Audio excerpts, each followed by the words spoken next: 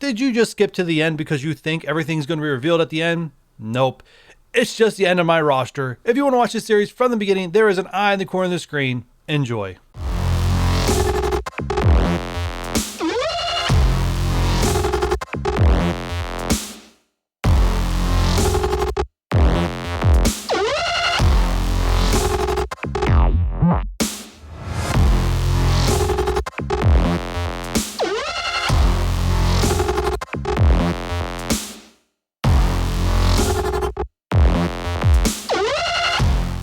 Cull Obsidian getting not nearly enough love. No. Your Black Order is not getting enough love. Let's just say that. We're still missing one, right? Yeah, I think we're still missing Corvus. Beast it looked like you were planning on doing something, and then you just decided against it. No, he had a tag. So anytime they have a tag and they're part of like a blitz event, and you need to blitz with them, and you want to make sure they don't lose on tier 1. You don't want to let them sit at tier 1 because there's nowhere a character because they take a percentage down. Well, there's no down from level 1, so characters are poor punching across. So I always invest up to level 30. It doesn't take that much to do so, and it kind of guarantees that I don't lose at tier 1 and tier 2. Yep, that's completely fair. Again, a great character for X-Men. Would have been helpful in Do More, but you're through Do More, so who really cares? Again, a filler in X-Men. He does make X-Men significantly better. I didn't quite believe it until I started using him on my war offense. He does actually make it a lot easier to punch up consistently. And again, with the raid, he does make gamma raids significantly easier if you have that lane. But yeah, I mean, I would love to build him as part of like when I do build X-Men, 5 of them, like I want to build him, but at 2 stars, it's like, yeah, like I want the guy to be like you mentioned earlier. Like I love my characters being farmable if I'm going to build them. Right. The only reason I built him really that as fast as I did, I built him to 30K. That's all I built him to. Okay. And I did that entirely because the announcement of Do More.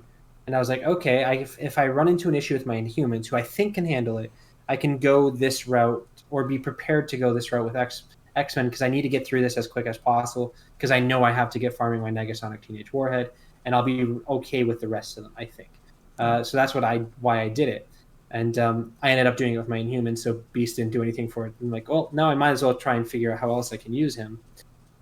He's good in Blitz in a few different teams. You don't need him on the X-Men for that, but I know your X-Men team is short a couple members. Oh yeah, definitely. So not a bad use, but again, probably not the most urgent thing. Yeah.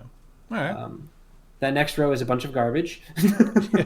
Yeah, and there's my 6-star. Trooper's not garbage. There's my 6-star red sniper. Okay, I'll retract that. There's a bunch of garbage in Hydra Rifle Trooper, who is slightly better than garbage. Armored Guard. Yep. Okay, that's interesting. Armored Guard Stitcher. Obviously, you don't have a Red Skull team. You don't need Armored Guard. Yeah. To be fair, you don't really need Rifle Trooper either. Stitcher. No one needs Stitcher. Blob, Toad, Strife. Okay, every character on the screen after Stitcher is a very good character. No, you're telling it. Yeah, that's not a lie. That's the truth. That's all true. But how much do you really need said characters?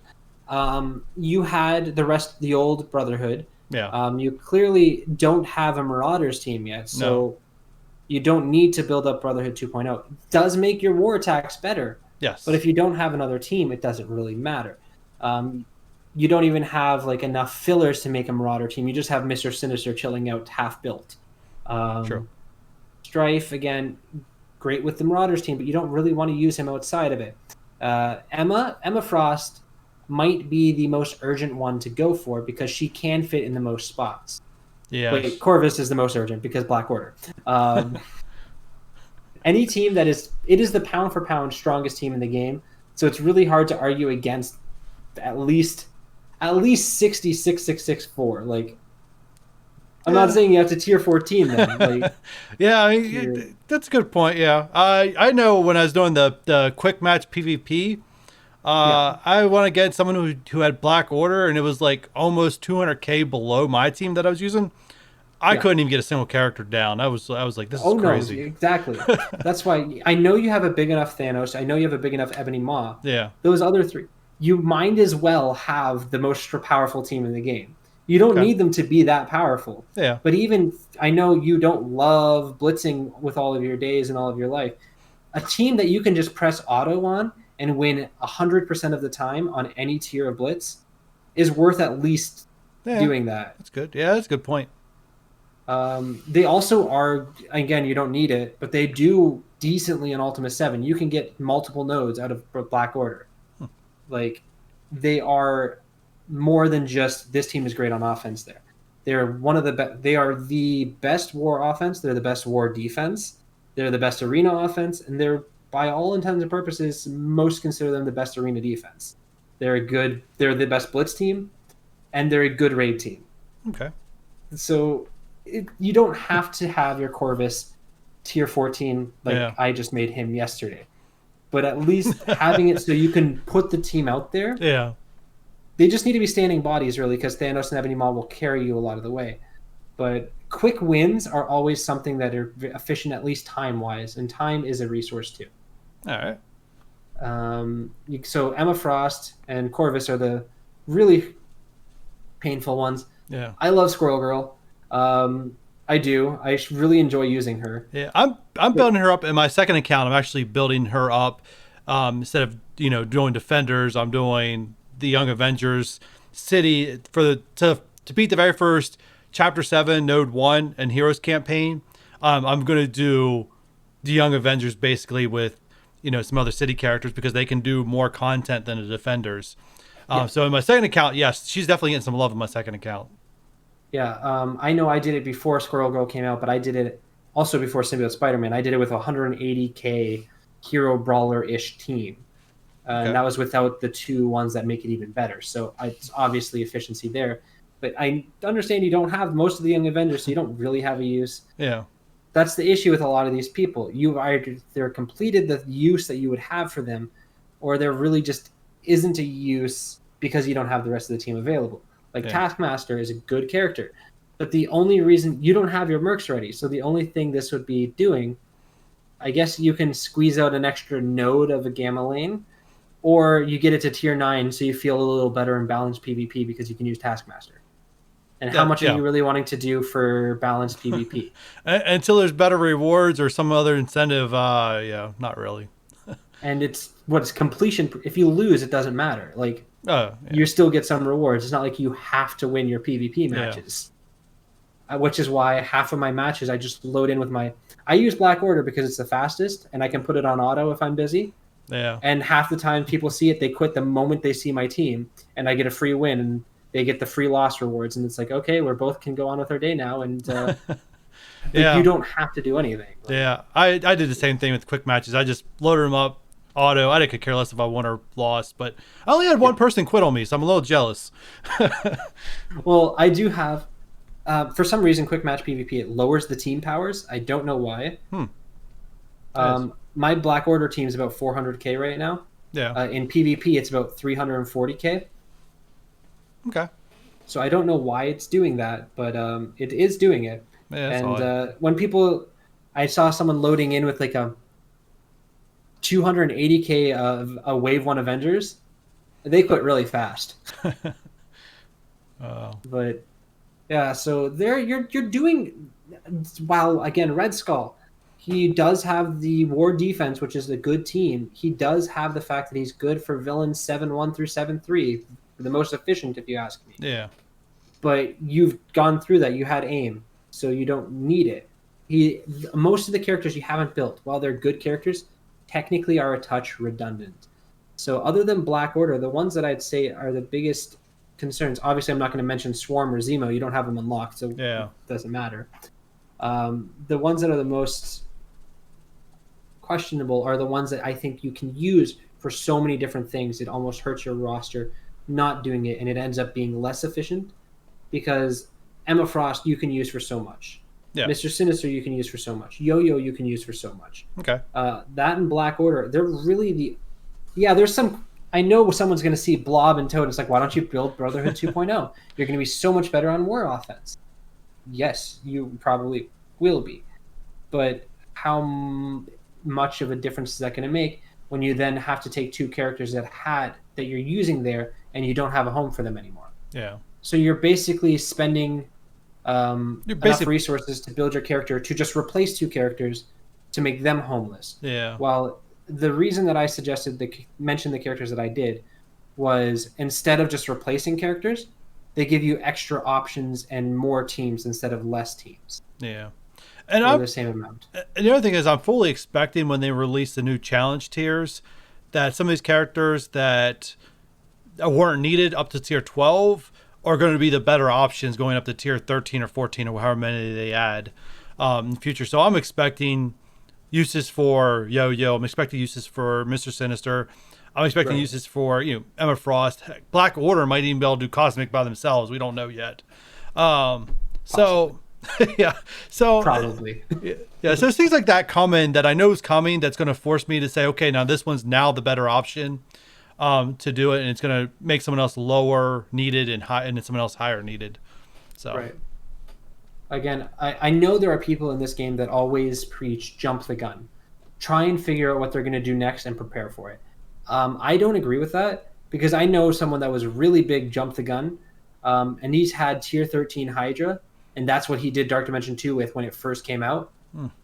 And then like when Hydra came out, he's like, look guys, I told you, I'm so ready for this. And then he had like a 2-star Red Skull because Hydra didn't unlock Red Skull. yeah. He was a Blitz character, which no one saw coming, to be fair. But at the same point, yes, he had like a good couple of weeks. Even if Hydra Red Skull ended up being as good as it was and everything about that theory was right, he wasted about a year just waiting for something. So it's not the most efficient to jump the gun all the times. But I think you tend to have a more patient approach with your roster, which is completely fair. You know very well that you're not going to be the first one to anything, which is fair. I'm not going to be the first one to anything. Like even when I'm fortunate enough that people buy me character packs, I'm not the first one to that. That's usually a couple days afterwards, and he's probably bought that. They've bought the characters for themselves. Like if someone's in a good enough position in life where they can donate for me to have a character, I'm pretty sure I come second to them having the character for themselves. Yeah. So neither of us are going to be the first one to anything. So it's all about gaining ground and spending resources to stay exactly where you are with a slight improvement to one team doesn't do much. That's why characters and teams that are versatile really do help you.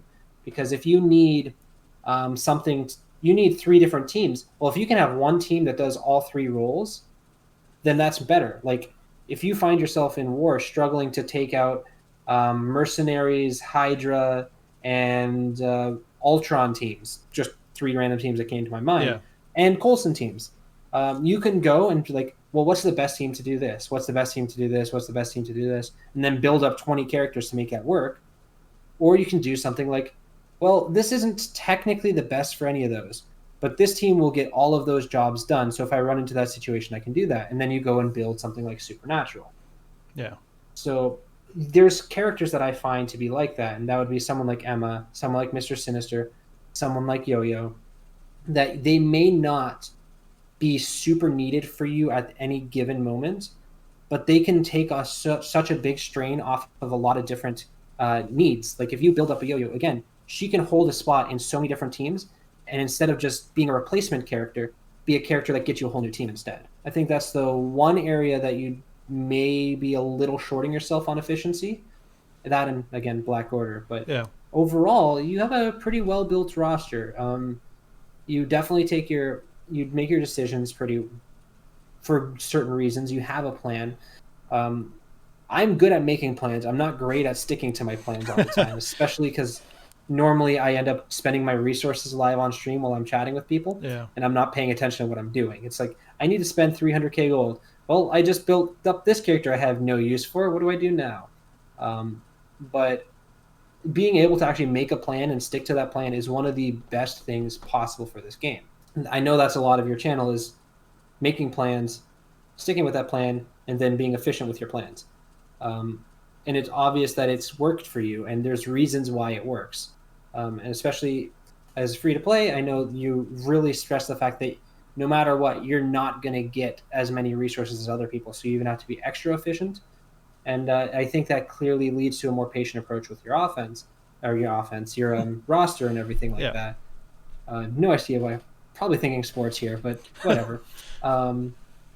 There's reasons for it, and it makes sense. And even as someone that isn't free to play, or for someone that isn't free to play, seeing someone that goes to this far extreme of like, look, if you look at that, that is 1, 2, 3, 4, 5, 6, 7, 8 characters that are really good characters, ranging from good characters to elite characters on the screen right now, and they're not built. Yeah, if you have a bunch of resources, it's easy to say build every single one of them. But thinking of why they're not built and what you could possibly do to be as efficient as possible, if you, as someone that does have all those resources, start thinking this way, that's so much better for your roster too. So this is a good lesson for everyone. I think there's some things that you need to learn how to commit a little harder with some ideas. Holding resources in anticipation that something else might come, and then you still have those resources to build up something like the 13 to 14 Hela. That's a great idea. But then leaving teams where you can easily have a workable thing for resources that aren't going to hurt you for something else, but instead you just hoard it just in case another idea comes. That can be good, but it can also put you behind. Yeah, good point. And that can hurt you on how much resources you do get back. And again, you want as much resources as you can get given to you as possible. Yeah. All right. So those are most of my thoughts on this. Really, it's a well-built roster. All right, sounds good. All right, guys, and that was some really good, useful information from Paulo P13. Again, the links to his channel is going to be down below in the descriptions. So, guys, if you just want to do me a huge favor, hit that like button. If you're new here or have not done so already, hit that subscribe button. And if you don't want to miss any videos I do on my channel, don't forget that notification bell. And with all that said, guys, I will catch you on the next one.